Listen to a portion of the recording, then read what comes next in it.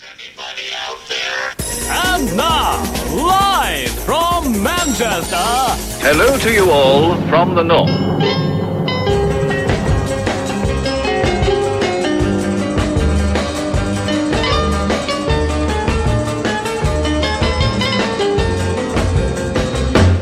This is Radio 1 in Manchester. Will Selva's here to dissect another cult literary classic, and tonight it's the story of O.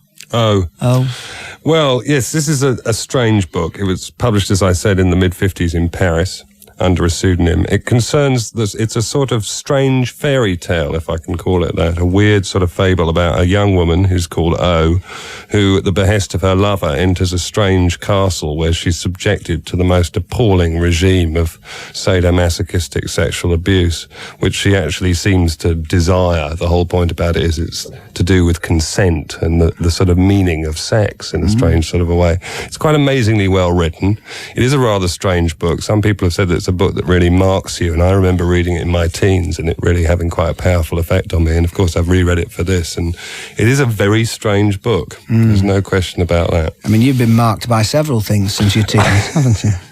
I have. I'm a marked man. Time has written its strange signature on my features, as has marmalade, I may say. Yeah. Well, we don't go into that. Lard prefers jam. Anyway. But I'd like to read a short section of this. It's virtually impossible to select a bit which isn't totally unbroadcastable, but I've selected something. I'm starting in the middle of a sentence and ending in the middle of a sentence, give you some clue. And I've selected a bit which I think in a strange way encapsulates the philosophy of this book without forcing people's teeth to fall out their heads. Right, fair enough. So here we go. What page is it on this? It's page 246. Just because so if you want to get the prequel and sequel. Yeah, I just...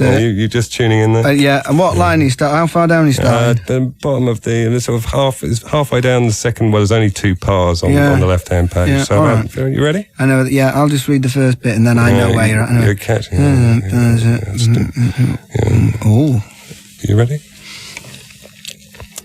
She thought she might faint.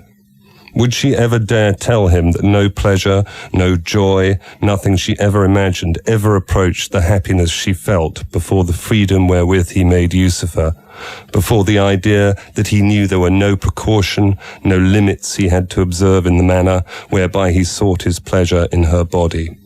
Her certitude that when he touched her, whether it be to caress or beat her, that when he ordered her to do something, it was uniquely because he wanted her to do it and for his sole pleasure. The certitude that he made allowances for nothing, was concerned for nothing but his own desire, so overwhelmed, that every time she had proof of it, and often, even when she simply thought about it, a fiery vestment, a red-hot corselet, extending from shoulders to knees, seemed to descend over her.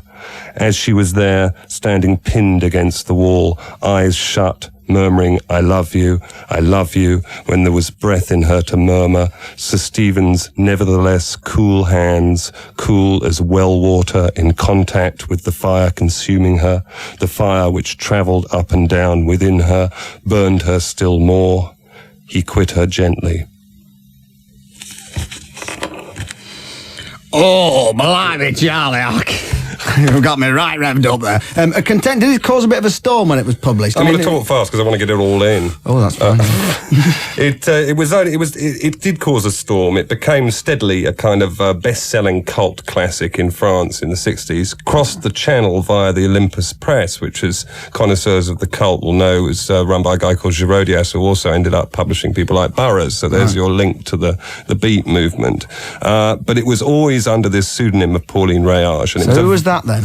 Well, it turns out that she was in fact, as some people had suspected, she was a woman called Henri, and she was the lover of a man called Jean Paulhan, who wrote an introduction to the book, which is still in the edition that I have. And he was an homme de lettres, as you would say in France. He was a man of letters and an academic, and he came of a much older generation. Well, wasn't there a theory at one time that, because, a lot of people have accused the book of being misogynistic, that actually it was given a female nom de plume, just to cover the fact that it was a bloke who'd written it, and he was supposed to have written it? Absolutely, and it was always felt that Paulhan might have had a hand in it, dare I say. Oh. But it turns out this woman, Dominique Ory, actually did write it. Yeah. And she wrote it in order to keep Paul Howe as her lover.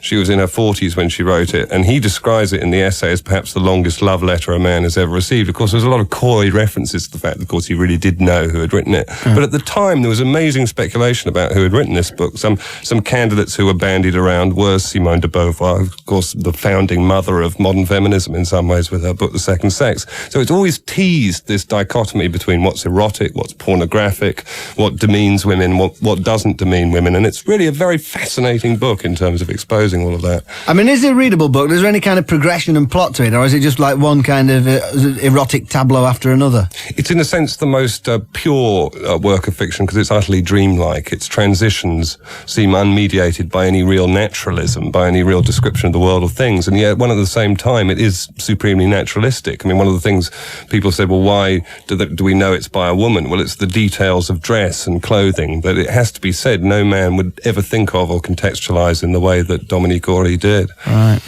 So have you read it many times? Is it a book you return to? No, I read it twice, and I was saying this evening on the train that I read it when I was 15, and there are two bits in it that are really very shocking, I think, which is just the opening sequence where this young woman is taken by her lover with no preamble at all to this bizarre medieval castle where she's subjected to apparently willingly to all these tortures.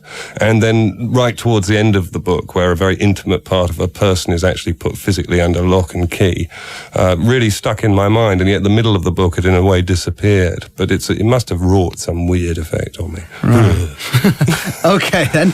What about you, lad? Have you read it? No, I'm a doer, not a reader.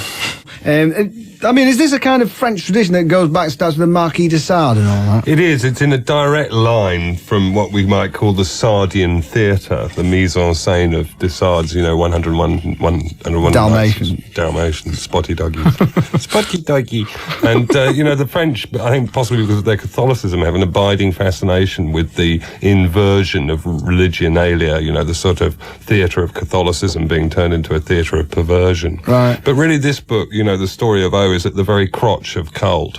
And in order to illustrate my superior male motor coordination, I've in fact drawn this schematic diagram which shows very beautifully, I think, where it falls. That looks like the one-way system in Liverpool. Yeah, doesn't it? Well, there's contraflow there, just between the left bugger bank, Liverpool, isn't it? actually, and the beats. But, for example, the book became widely known in New York in the early 70s and became a sort of cult book to the people around Warhol's factory through being published as a porn book, not as a literary text. And through that, people like Lou Reed went back to this book by this man called Massock called Venus in Furs, which of course became one of the Velvet Underground's numbers, and Massock, of course, gives his name to masochism. So there is this phenomenal synthesis of both different mediums and different literary periods that in a way come together in the crotch of the story of O. Right, okay. So and it really, just to finish off here, it does embody the idea that a truly cult book is in some sense is also a crossover text, between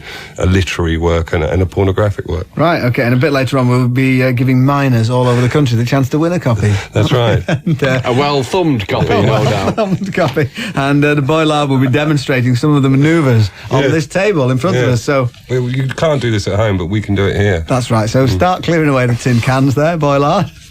And we'll have a bit of that later on. And it's almost inevitably